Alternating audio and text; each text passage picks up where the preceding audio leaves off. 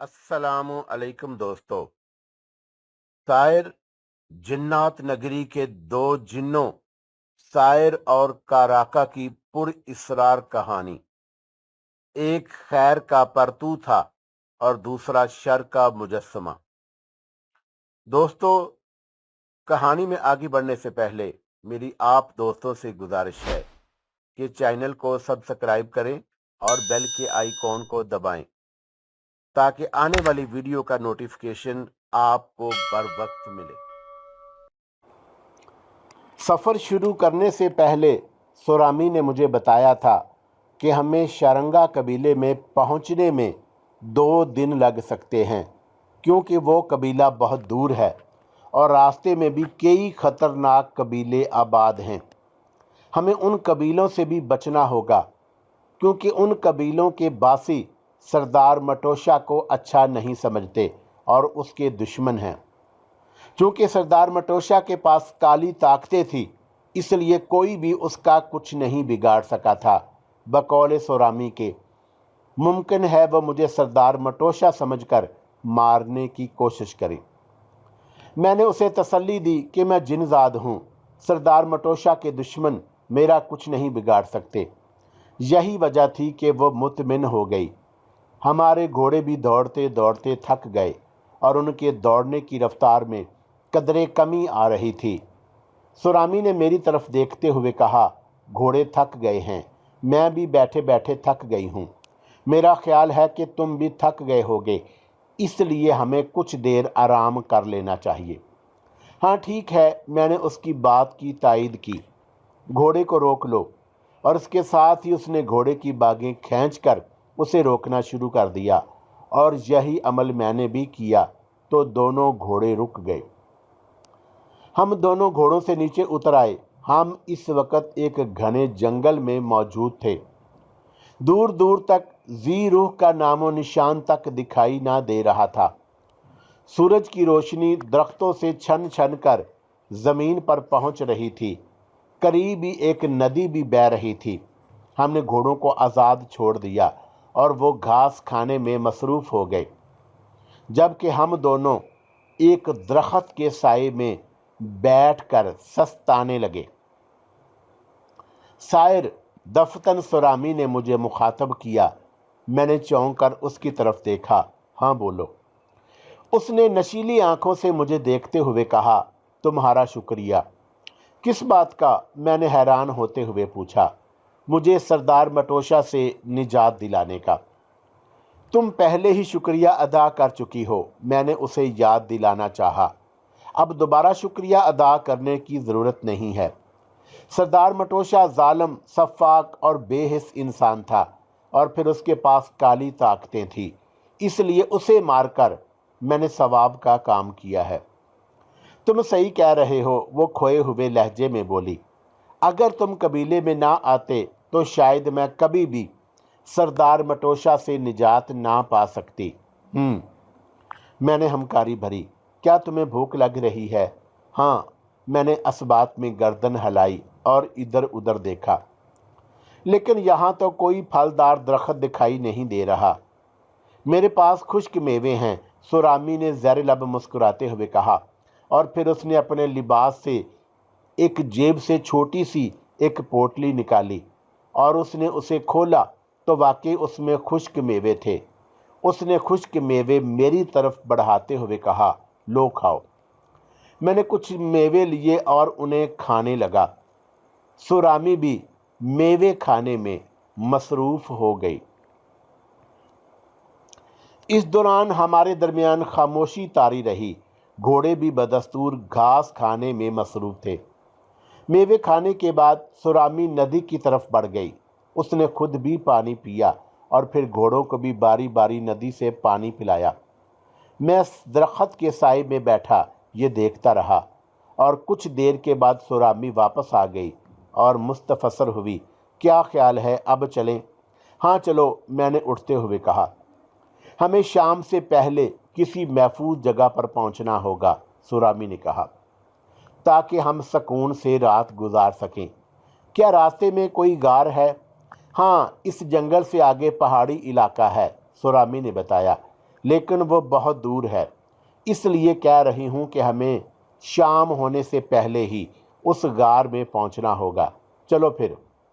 हम दोबारा अपने अपने घोड़े पर सवार हुए और आगे बढ़ गए। असर शाम में ढल रही थी, लेकिन हमें दूर दूर तक वो पहाड़ी इलाका दिखाई नहीं दिया जिसके बारे में सुरामी ने बताया था। हम बदस्तूर जंगल में मौजूद थे और जंगल ख़त्म होने का नाम ही नहीं ले रहा था। हमारी कोशिश थी कि शाम ढलने से पहले ही पहाड़ी इलाके में पहुंच जाएं, ताकि सुकून से रात बसर कर सकें। एक बार फिर घोड़े मुसलसल सफ़र करने से थक गए थे, इसलिए अब वो दौड़ने की बजाय आहिस्ता आहिस्ता चल रहे थे। दफ़तन हमारे सामने से घुड़सवार आते हुए दिखाई दिए तो मैं बेइख्तियार चौंक पड़ा। वो तादाद में काफ़ी थे और उनके हाथों में नेज़े और भाले थे। उन्हें देखकर सुरामी के औसान खता हो गए और वो खौफ से उन घुड़सवारों को देखने लगी जो लम्हा बेलम्हा हमारे करीब आते जा रहे थे। सायर, हम खतरे में घिर चुके हैं। दफ़तन सुरामी की तशवीश ज़दा आवाज़ मेरी समात में पड़ी। कौन है ये? मैंने दरियाफ्त किया। मैं नहीं जानती, सुरामी ने नफ़ी में सर हिलाते हुए कहा, लेकिन मुझे उनके इरादे खतरनाक लग रहे हैं। मुमकिन है ये सरदार मटोशा के दुश्मन हों और तुम्हें सरदार मटोशा समझकर तुम्हें मारने की गर्ज से आ रहे हों। उसकी बात दुरुस्त थी। चूँकि उसके बारे में सुरामी पहले ही मुझे बता चुकी थी, इसलिए मैंने परेशान होना ज़रूरी नहीं समझा। मैंने खुद को पुरसकून रखा और सुरामी को भी तलकीन की, सुरामी, तुम परेशान मत हो। अगर ये सरदार मटोशा के दुश्मन हैं तो मेरा कुछ नहीं बिगाड़ सकेंगे, लेकिन तुम इतने सारे कबाइलियों के साथ कैसे निपटोगे? वह हनूज परेशान थी। मेरे चेहरे पर खफीफ सी मुस्कुराहट रेंग गई। तुम बार बार क्यों भूल जाती हो कि मैं एक जिन्नज़ाद हूँ और अल्लाह ने मुझे इतनी ताकत दी है कि 10 तो क्या, अगर 20 कबाइली भी मेरे मुकाबले में आ जाएं तो वो मेरा कुछ नहीं बिगाड़ सकेंगे। उसने समझने वाले अंदाज में सर तो हिला दिया, लेकिन उसके चेहरे पर परेशानी बेदस्तूर मौजूद थी और आंखों में खौफ की परछाइयाँ उभरी हुई थीं। इस दौरान घुड़सवार हमारे करीब पहुंच गए और उन्होंने हमें चारों तरफ से घेर लिया। मजबूरन हमें भी घोड़ों को रोकना पड़ा। मैंने देखा कि एक घुड़सवार उछलकर घोड़े से नीचे उतरा था और मेरी तरफ कीना तोड़ नज़रों से देख रहा था। उसकी आंखों में खून उतरा हुआ था और चेहरे पर खबासत फैली हुई थी। सब वैश्यों ने शेर की खालों के बने लिबास ज़ेबे तन किए हुए थे। पैरों में भी चमड़े के जूते थे। घोड़े से उतरने वाला नौजवान था और उसने सर पर सुर्ख रंग की पट्टी बांधी हुई थी और उसकी देखा देखी दूसरे कबाइली भी अपने अपने घोड़े से नीचे उतर आए। सरदार मटोशा, घोड़े से नीचे उतर आओ, उस नौजवान ने तहक्कुम अमीज़ लहजे में कहा। तो मैं चंद लम्हे खामोशी से उसे देखता रहा और फिर उसके हुक्म की तामील करते हुए घोड़े से नीचे उतर आया और उसके सामने खड़ा हो गया। कौन हो तुम और क्या चाहते हो? मैंने उसकी आंखों में देखते हुए दरियाफ्त किया। वो नौजवान चंद लम्हे मुझे घूर कर देखता रहा और फिर जहर खंद लहजे में बोला, क्या बात है सरदार मटोशा, तुम मुझे इतनी जल्दी भूल गए? जवाबन मैं खामोश रहा। सुरामी तज़्ब-ज़ब का शिकार थी। शायद वो उसे जानती थी, ताहम उसने कोई बात ना की। वो नौजवान चंद लम्हे मुझे देखने के बाद बोला कि मुझे हैरत हो रही है कि तुम मुझे भूल गए हो इतनी जल्दी। क्या तुम्हारी सिफली ताकतों ने तुम्हारे जहन से मेरी शक्ल ख़त्म कर दी है, या तुम जानबूझकर मुझे नहीं पहचान रहे? उसके लहजे में इस्तेहज़ा था। अब उस बेवकूफ़ को क्या पता कि मैं सरदार मटोशा नहीं हूँ, लेकिन मैं उसे अपने बारे में बताकर खुद को बेनकाब नहीं करना चाहता था, इसलिए मैं बदस्तूर खामोश रहा। वो नौजवान चंद लम्हे मुझे घूर कर देखता रहा, फिर बोला, सरदार मटोशा, मुझे गौर से देखो। शायद पहचान जाओ। मेरे मुसलसल खामोश रहने पर उस पर झंझलाहट तारी हुई। वो दोबारा बोला, चलो कोई बात नहीं, अगर तुम मुझे पहचानने से इनकारी हो तो मैं तुम्हें याद दिला देता हूँ, सरदार मटोशा। इतना कहने के बाद वो लम्हा भर को खामोश रहा और फिर उसने सिलसिला कलाम जोड़ा। मैं असांगा कबीले का सरदार असांगा हूँ, वही असांगा जिसकी बीवी को तुमने अगवा करके अपने पास कैद कर लिया था और उसकी असमत दरी की थी और फिर उसे मौत के घाट उतार दिया था। अब याद आया या नहीं? उसकी बात सुनकर मैंने होंठ भींच लिए। सारी बात मुझे समझ आ गई थी कि उसने अपने साथियों के साथ हमें क्यों घेर लिया था। वो मुझे सरदार मटोशा ही समझ रहा था।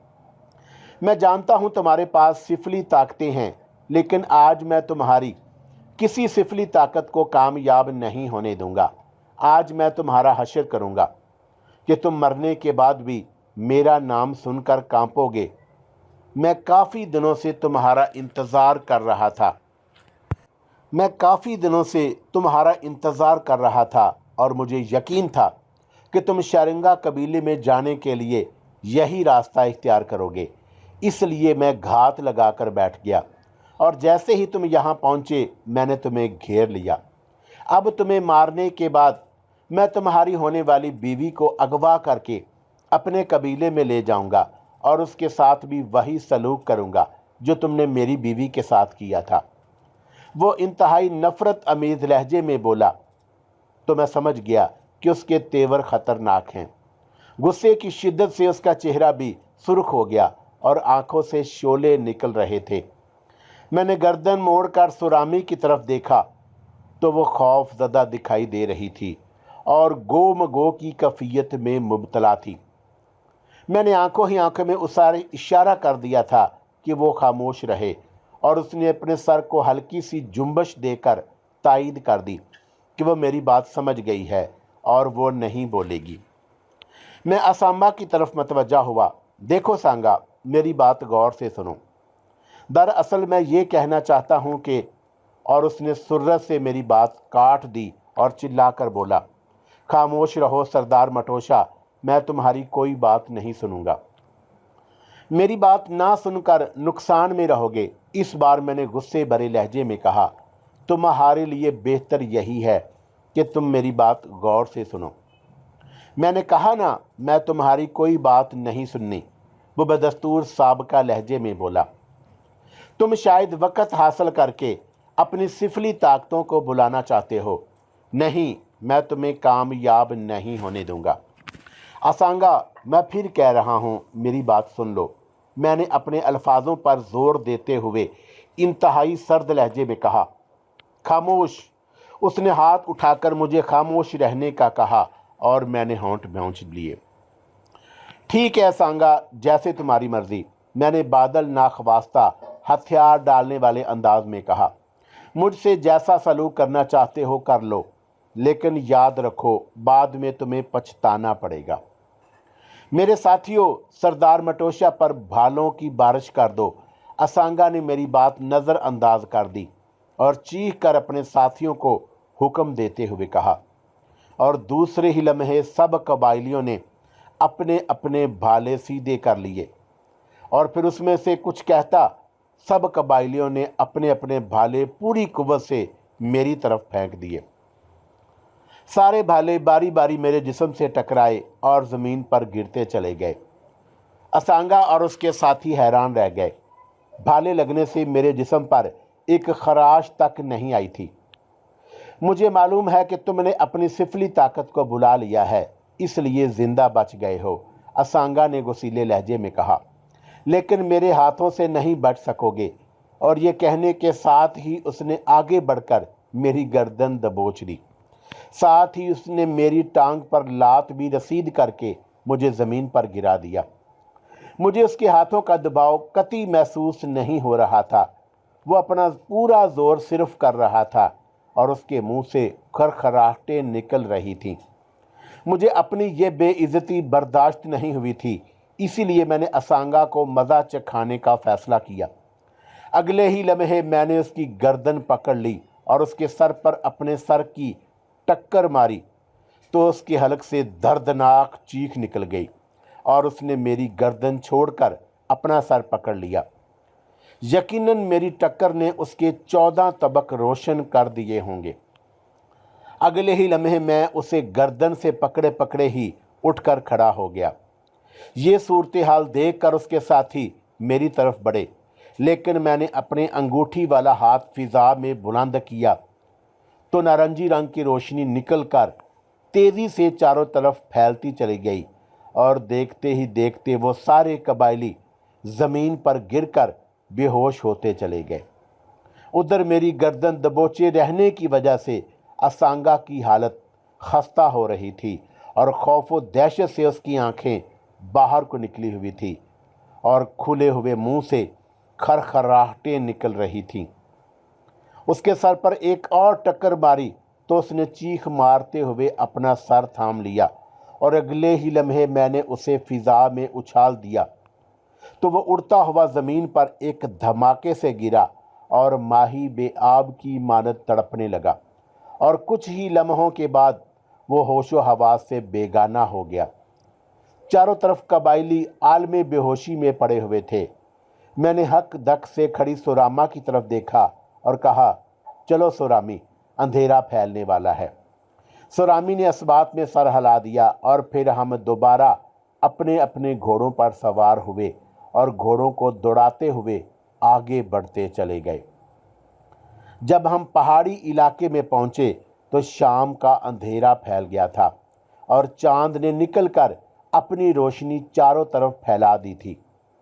अंधेर में गार तलाश करना मुश्किल था, इसलिए मैंने अंगूठी पर उंगली फेरी और दिल में उसके रोशन होने का तसव्वुर किया तो वो किसी टारज की मानद रोशन हो गई।